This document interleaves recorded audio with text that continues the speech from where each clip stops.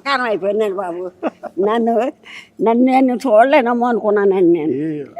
నేనే వద్దాం అనుకున్నా, కానీ వస్తే మీకు మీ ఇంటికి వస్తే ఇలా కూర్చోలేము కదా. బాబు అలాగే యాక్చువల్ వద్దాం అనుకున్నా ఈరోజు, కానీ నేను వస్తే మొత్తం గోల అయిపోద్ది, మీకు ఇల్లు మళ్ళీ ఇబ్బంది అయిపోద్ది అని చెప్పి సరే మామగారిని పిలుచుకుందాం.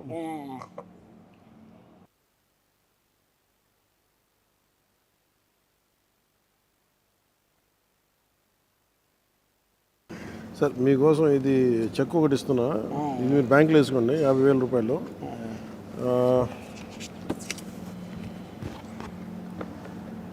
ఇదేమో మీకు చీర, ఇందులో ఒక 50,000 క్యాష్ ఉంది. మీరు ఇల్లు కట్టాలని ఏదైనా కట్టాలని అవసరం చేసి పెడతాను ఇంకా మీకు. ఇందులో పెట్టానా ఈ రెండు?